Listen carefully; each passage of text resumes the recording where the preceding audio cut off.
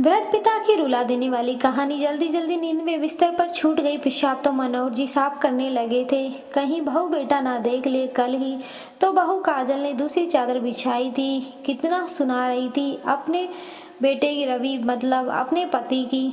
अगर अब की बार पापा जी ने चादर पर पेशाब किया तो मैं नहीं साफ करूंगी, भले ही घर छोड़कर जाना पड़े। इसी वजह से बहू बेटे ने कल से ज़्यादा पानी पीने को भी नहीं दिया था कि कहीं फिर से मनोहर जी ऐसा ना कर दे। 85 वर्षीय मनोहर जी को जब से किडनी की समस्या हुई है तब से कभी कभी ऐसा हो जाता है। बेचारे मनोहर जी को अफसोस भी बहुत होता है। जल्दी से चादर हटाकर मनोहर जी उसे बाथरूम में ले जाकर धोने लगते हैं, ये सोचकर कि आज बहू बेटे साथ अपने भाई की शादी के कपड़े लेने गए हैं तो देर से ही लौटेंगे। भूख भी लग रही थी उन्हें, पर मन में डर था। उनके हाथ जल्दी जल्दी चलने को बोल रहा था। उस पर चादर भीगने के बाद उठाई भी नहीं जा रही थी। मनोहर जी की सांसें फूलने लगी।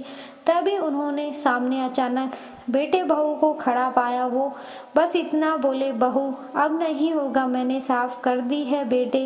रवि ने अपने पिता मनोहर जी को सहारा देकर कुर्सी पर बैठाया। देख लो, फिर तुम्हारे पिता ने बिस्तर खराब कर दिया, इतनी बदबू आ रही है, इनको अस्पताल में भर्ती कराओ। बहू कुछ और बोलती उससे पहले रवि बोला, तुम अपने मायके जा सकती हो, उस बाप को कैसे छोड़ सकता हूँ जिसने मेरी पैंट तक साफ की थी जब मैं पोटी कर लेता था कच्छे में। उस बाप का पेशाब नहीं साफ होगा जिसकी यूनिफॉर्म पर मैंने उस दिन टॉयलेट कर दिया था जब पिताजी अपने सम्मान समारोह में जा रहे थे। उन्होंने चू तक नहीं की, खुशी खुशी पानी से थोड़ा सा साफ कर चले गए। लेकिन पापा कितने गीले हो गए हैं, आप ठंड लग जाएगी, आपके लिए चाय बनाता हूँ। बेटे ने दीवान से चादर निकाल कर मनोहर जी के बिस्तर पे बिछाई, उन्हें बिठाया, उनके कपड़े बदले, अपने हाथों से चाय पिलाने लगा। मनोहर जी के कप कपा हाथ बेटे को आशीर्वाद देने के लिए उसके सर पर आ गए।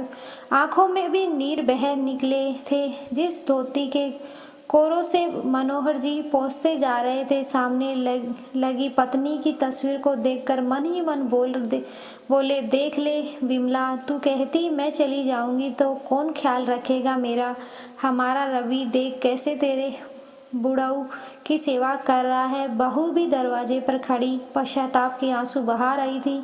अपने सपनों को मार हमारे सपनों को पूरा करते हैं वो पिता ही होते हैं जो किसी भी गम में आह नहीं भरते हैं। धन्यवाद।